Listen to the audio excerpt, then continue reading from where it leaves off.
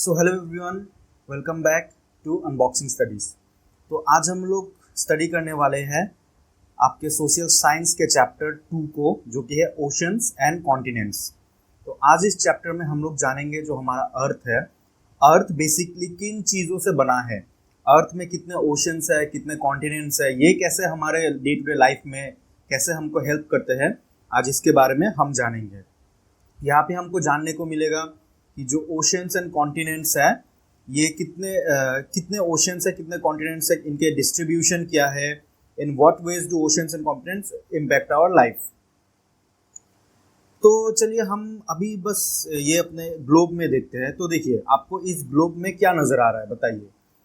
तो ये जो ग्लोब है, हम क्या देख रहे हैं, एक बहुत ही बड़ा सा एक ब्लू कलर का एक बॉल सा हमको नज़र आ रहा है, जिसमें कुछ इस तरीके से कुछ यहाँ पे हमको ब्राउन कलर के कुछ शेड्स नज़र आ रहे हैं। तो बेसिकली यही है, जब अर्थ की अगर आपने पिक्चर्स देखे होंगे तो आपको ऐसा ही दिखेगा अर्थ, एक ब्लू कलर का शेप्ड बड़ा सा स्फीयर। ठीक है, तो अर्थ का मेजरली जो 3/4 पार्ट्स है, 3/4 पार्ट्स अर्थ का कंटेन होता है वाटर से, इसीलिए अर्थ को ब्लू प्लैनेट भी कहा जाता है। The largest water bodies we see on the globe are called oceans. तो अर्थ में जो हम लोग इतने सारे ब्लू कलर के जो एरियाज हमको दिखाई दे रहे हैं, यहाँ पे है, यहाँ पे है, इधर की तरफ है, ये सब है ओशंस। उनके बीच में हमें कुछ लैंड मास भी दिखाई देते हैं। तो अर्थ का 1/4 ऑफ द एरिया जो है वो लैंड मास है, और बाकी 3/4 जो है वो अर्थ का ओशन से भरा हुआ है। अब इन लैंड मास को हम किससे डिवाइड करते हैं? In large continuous expense of land is called continents. तो हम कंटिनेंट से डिवाइड करते हैं जितने भी हमारे पास लैंड मास है अर्थ में। Both oceans and continents play a vital role in shaping the climate of the earth.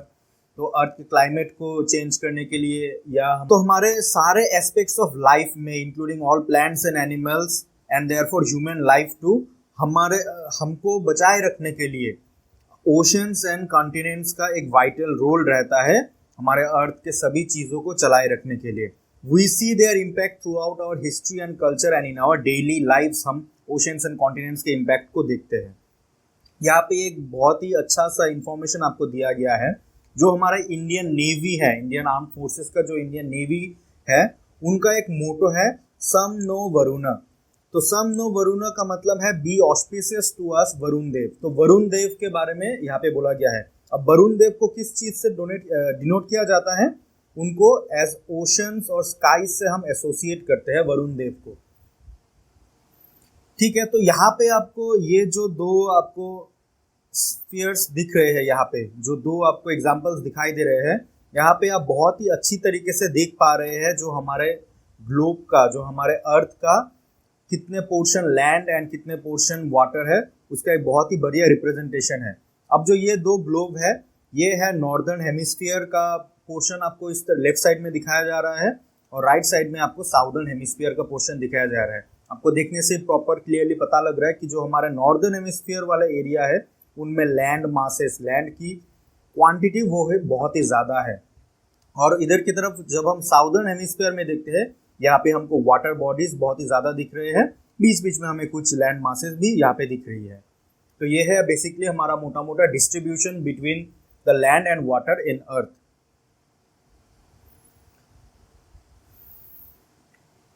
Next हमारे इस पेज में हमको बहुत ही सुंदर सुंदर प्यारी प्यारी हमको मेरीन लाइफ फॉर्म्स, एनिमल्स, इन सब को हम देख पा रहे हैं।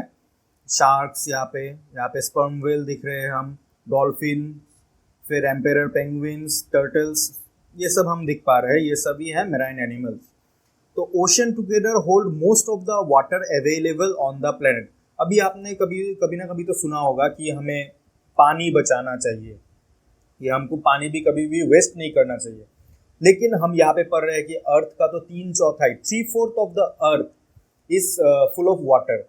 तो फिर ऐसा क्यों है कि हमें पानी को बचाए रखना चाहिए? क्योंकि देखिए, मोस्ट ऑफ द वाटर जो है वो क्या है, सी वाटर जो है वो सॉल्टी है। अब हम जो पानी पीते हैं उसमें नमक वाला पानी तो हम पीते नहीं है हर रोज। तो क्या है, ये जो सॉल्टी वाटर है ये कंजम्पशन के लिए बिल्कुल भी फिट नहीं है, तो हम इन्हें पी नहीं सकते। कोई भी, ना एनिमल्स ना ह्यूमन बींग्स, कोई भी इसे पी नहीं सकता है।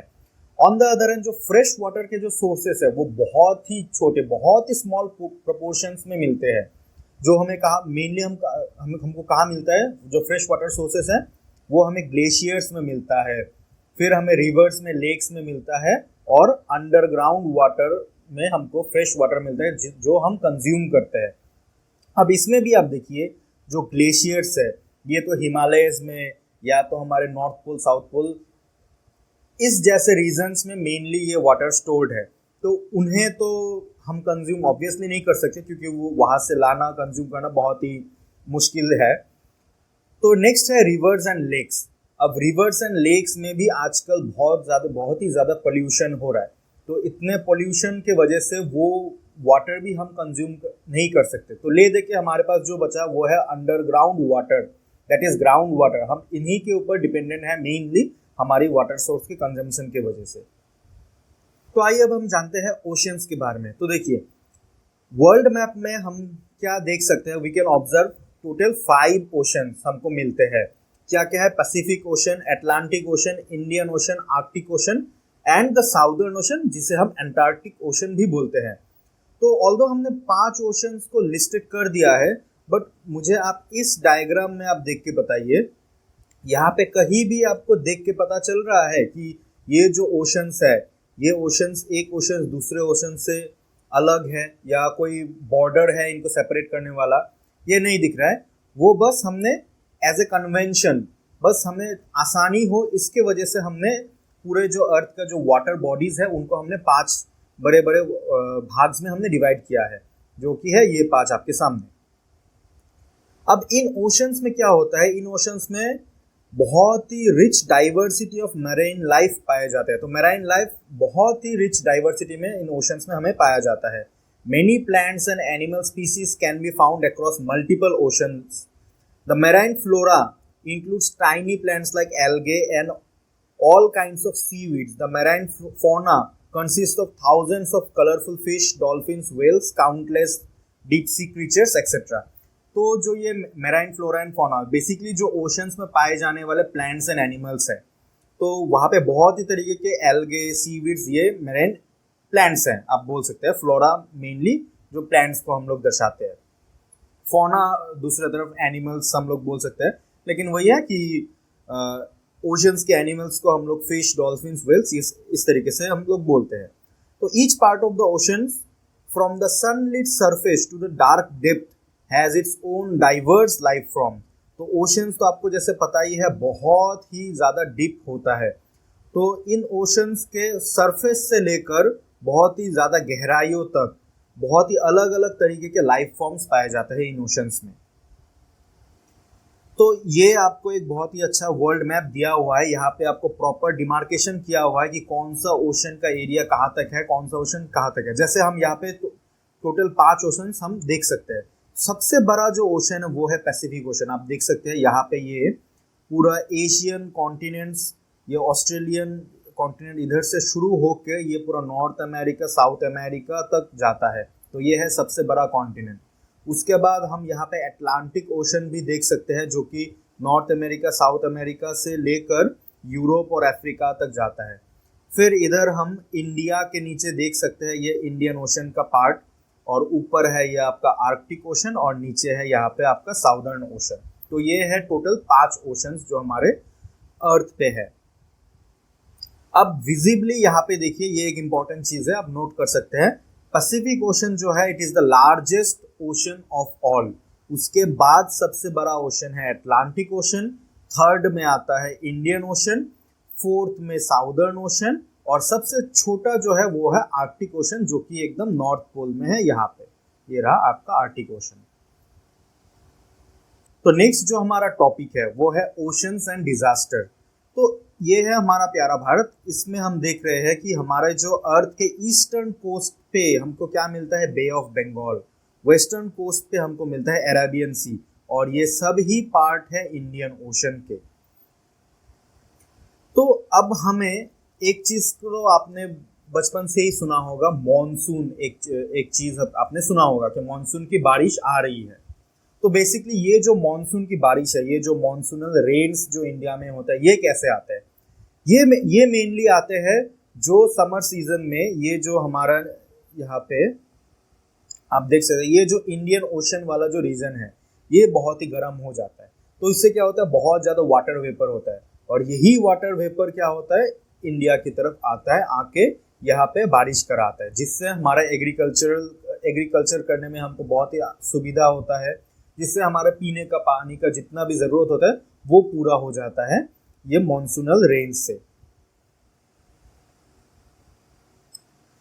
अब देखिए, हमें इतना तो पता चल गया कि जब ओशंस हीटअप होते हैं तो उससे वाटर वेपर हो गए, बड़े बड़े क्लाउड्स फॉर्म करते हैं और वो लैंड मास में आके बारिश कराते हैं। अब एक लिमिटेड पॉइंट तक जब बारिश होगा तब तो वो बहुत अच्छा है क्रॉप्स के लिए, सब चीज़ के लिए, लेकिन अगर बारिश हद से ज़्यादा हो जाए तो उससे क्या होता है, बहुत सारे डिजास्टर्स भी होने लगते हैं। जैसे कभी कभी बहुत ही ज़्यादा बारिश होने से, एक्सट्रीम रेनफॉल होने से, बहुत ही स्ट्रॉन्ग विंड से साइक्लोन्स ये सब का खतरा भी रहता है, जिससे बहुत ही ज़्यादा डिजास्टर सिचुएशन बन जाते हैं हमारे जो भी कोस्टल एरियाज है वहाँ पे। अब एक और डिजास्टर का यहाँ पे मेंशन किया हुआ है जो कि है एक सुनामी। तो tsunami is another natural disaster that originates in the ocean.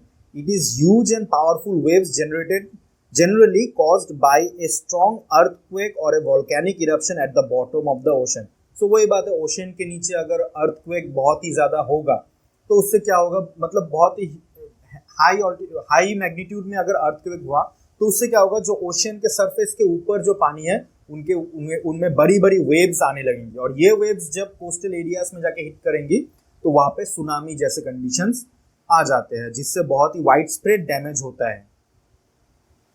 तो यहाँ पे आपको कुछ बहुत ही इंपॉर्टेंट फैक्ट्स दिया हुआ है। तो जो सबसे बड़ा सुनामी जो इंडिया में आके हिट हुआ था वो हुआ था 26 दिसंबर 2004 में। India and another 13 countries around the Indian Ocean were struck by a powerful tsunami caused by an earthquake in Indonesia. तो इंडोनेशिया में अर्थक्वेक के कारण इंडिया में और हम जैसे और 13 कंट्रीज में बहुत ही बड़े लेवल पर सुनामी हुआ था। More than 2 lakh people lost their lives। और इंडिया में अंडमान एंड निकोबार आइलैंड्स में and the coast of Tamil Nadu and Kerala were severely affected and suffered much damage and loss of life। तो इन एरियाज में बहुत ही ज़्यादा हानि हुआ था। इस तरीके का सुनामी जो है वो बहुत ही रेयर केस होते हैं, लेकिन जब भी ये आते हैं तो बहुत ही ज़्यादा ही डिस्ट्रक्शन हो जाता है। तो events that lead to loss of life and property are handled under disaster management।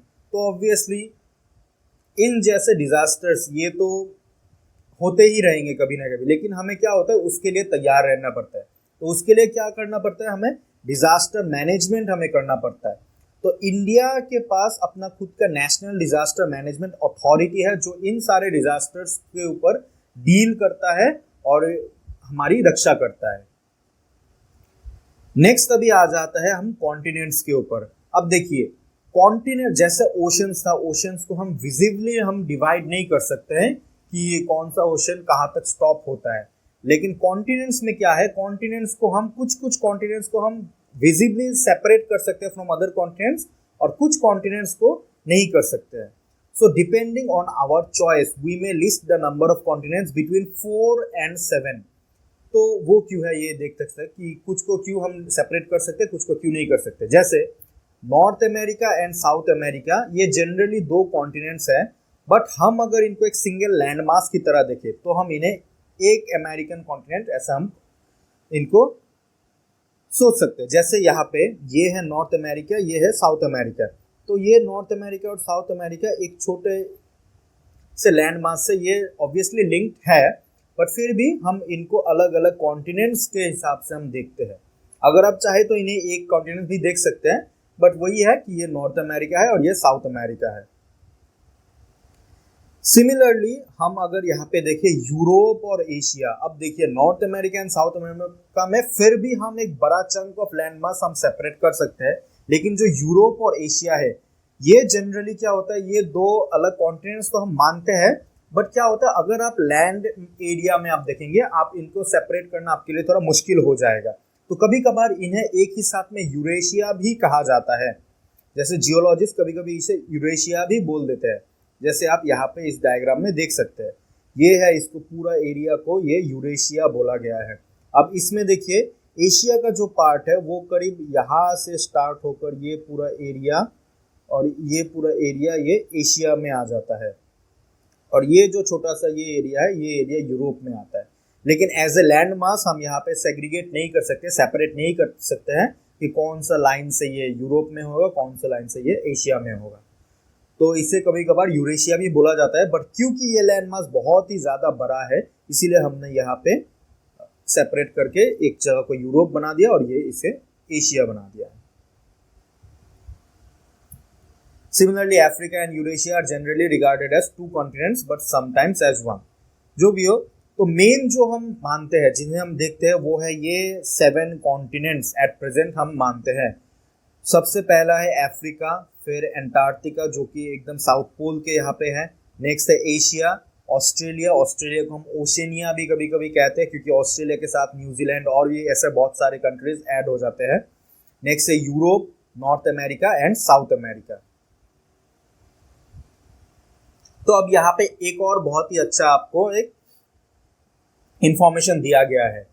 आपने ओलंपिक गेम्स का कभी ना कभी नाम सुना होगा, जहाँ पे पूरे वर्ल्ड की सारी कंट्रीज आके कुछ गेम्स में पार्ट लेती है, हिस्सा लेती है। तो वो जो ओलंपिक गेम्स का जो सिंबल है, उस सिंबल में ऐसे हम इस तरीके से 5 रिंग्स हम यहाँ पे देख सकते हैं। तो ये 5 रिंग्स बेसिकली ये रिप्रेजेंट करती है उन 5 इनहैबिटेड कॉन्टिनेंट्स में, मतलब जिन कॉन्टिनेंट्स में इंसान रहते हैं उन कॉन्टिनेंट्स को इनहैबिट करती है, उन कॉन्टिनेंट्स को ये दर्शाती है। जैसे कि है अफ्रीका, अमेरिका, अमेरिका में नॉर्थ अमेरिका, साउथ अमेरिका दोनों आ जाते हैं। नेक्स्ट है एशिया, ऑस्ट्रेलिया, ऑस्ट्रेलिया में न्यूजीलैंड और इस तरीके के और भी बहुत ओशियनिक कंट्रीज भी आ जाते हैं ऑस्ट्रेलिया में।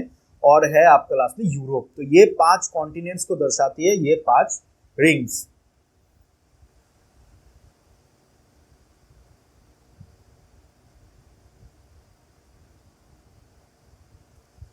ओके, नेक्स्ट हम आ जाते हैं आइलैंड्स के ऊपर।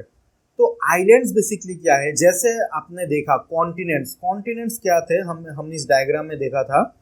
कॉन्टिनेंट्स बेसिकली वो लैंड मास है जो किसी ना किसी ओशियंस ने उन लैंड मास को सेपरेट किया हुआ है। जैसे अटलांटिक ओशन और पैसिफिक ओशन के बीच में आता है ये north America and south America. जैसे इंडियन ओशन और अटलांटिक ओशन के बीच में आता है अफ्रीका। जैसे ये आपका ऑस्ट्रेलिया, ये आता है इंडियन ओशन और पैसिफिक ओशन के बीच में। तो बेसिकली एक जो ये लैंड मास, इसको सेपरेट किया गया है ओशंस की तरह। अब आइलैंड्स क्या है, आइलैंड्स कुछ स्मॉलर पीसेस ऑफ लैंड्स है that are left out surrounded by water on all sides, they are called islands. तो बेसिकली कुछ छोटे छोटे स्मॉलर एरियाज है, जैसे हम इस डायग्राम में देख सकते हैं। जैसे एज फॉर एग्जांपल ये जो छोटा सा ये कंट्री है, जो ये कंट्री क्या होता है, इस कंट्री के चारों तरफ आप देख सकते हैं वाटर बॉडी है, तो ये है एक आइलैंड। जैसे यहाँ पे भी आप एक छोटा सा आइलैंड नेशन ये देख सकते हैं। इस तरीके से ये सारे हैं छोटे छोटे छोटे छोटे आइलैंड्स। तो आइलैंड्स क्या होता है, जिनके चारों तरफ वाटर बॉडीज होते हैं, इरेस्पेक्टिव कि वो ओशंस भी हो सकते हैं उनके चारों तरफ सीज भी हो सकते हैं या तो रिवर्स भी हो सकते हैं। तो हम मेनली उसको आइलैंड्स बोलते हैं। There are lakhs of islands on the planet of very different sizes. तो वही बात है, छोटे से लेकर बड़े बड़े आइलैंड्स तक lakhs and lakhs of islands हैं हमारे इस प्लैनेट पे। तो उसमें से भी जो ग्रीनलैंड है, Greenland is the largest island in the world. You have to add the areas of 10 largest states in India to reach its size. तो ग्रीनलैंड वर्ल्ड की सबसे बड़ी आइलैंड है। मैं आपको मैप में भी दिखा देता हूँ। ये देखिए, ये यहाँ पे ये है आपका ग्रीनलैंड। तो ये वर्ल्ड की सबसे बड़ी आइलैंड है।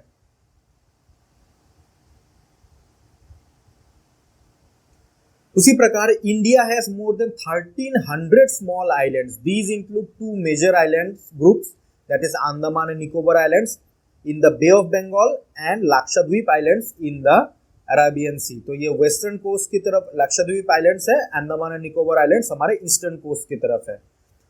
यहाँ पे एक और इन्फॉर्मेशन है, सिंस 1981 इंडिया ने अपना एक एंटार्क्टिक प्रोग्राम, मतलब अर्थ के साउथ पोल में एंटार्क्टिक प्रोग्राम हमने एक शुरू किया है, जहाँ पे हम क्या करते हैं, एंटार्क्टिका के कॉन्टिनेंट में जाके उस वेरी कोल्ड और हार्श एनवायरनमेंट में जाके हम स्टडी करते हैं। 1983 में इंडिया ने अपना पहला साइंटिफिक बेस एस्टैब्लिश किया जिसका नाम था दक्षिण गंगोत्री। बहुत ही इंपॉर्टेंट पॉइंट है। About 40 teams of Indian scientists have conducted research in the faraway region, especially on the evolution of climate and environment. Settlement where the scientists live has a library and even a post office भी वहाँ पे है। तो अब oceans और उनके lives को हम देखेंगे। ओशंस एंड कॉन्टिनेंट्स ये vital part of the environment है और ये इफेक्ट करते हैं most aspects of our life. Even if we do not notice, we have mention that oceans send rain to the continent, जैसे मैंने आपको मॉनसूनल विंड्स के बारे में बताया था। तो this is the part of earth's water cycle. तो अर्थ के वाटर साइकिल, बेसिकली क्लाउड्स में जो वाटर आता है उसका एक मेजर चंक जो आता है वो ओशन से आता है, which you will further study in science. Without oceans, for instance, there will be no rainfall. कुछ रेनफॉल नहीं होने वाला अगर ओशंस नहीं रहेंगे, और अगर रेनफॉल नहीं हुआ तो अर्थ would be converted into a desert. Moreover, more than half of the world's oxygen is produced by oceans flora. तो ओशन में जो प्लांट्स है वो वर्ल्ड की आधी से ज्यादा ऑक्सीजन की सप्लाई वो करते हैं, इसीलिए उनको द प्लैनेट्स लंग्स भी कहा जाता है। So the oceans therefore play a crucial role in regulating the climate and sustaining life on Earth. तो ओशियन का सबसे बड़ा बहुत ही क्रूशियल रोल प्ले करता है हमारी लाइफ को सस्टेन करने के लिए अर्थ में। तो ocean has deeply impacted humanity in many other ways. From early times have used oceans and seas to migrate to other regions, to trade in all kinds of goods, to conduct military campaigns as a source of food for fishing. तो basically oceans, अर्थ का जितना भी trade होता है, maximum trade जो अर्थ का होता है वो थ्रू ओशंस ही होता है। तो ओशंस हमें हर तरीके से हेल्प करती है। ये oceans have also nourished the cultures of coastal peoples of the world. Almost all of them have tales and legends of seas, sea gods, goddess, sea monsters, treasures from the sea. तो ocean हमारे लिए बहुत danger भी है और blessing भी है, but यही चीज है कि ओशन एक वाइटल पार्ट है of the living beings on earth. एक पॉइंट आप यहाँ पे नोट कर सकते हैं कि the United Nation has designated June 8 as World Oceans Day. ये आप याद रख सकते हैं, कभी कभार एक मार्क का क्वेश्चन आ भी सकता है। तो बस यही था आपके इस चैप्टर 2 में। तो नेक्स्ट हम मिलते हैं चैप्टर 3 के साथ। Thank you, bye bye.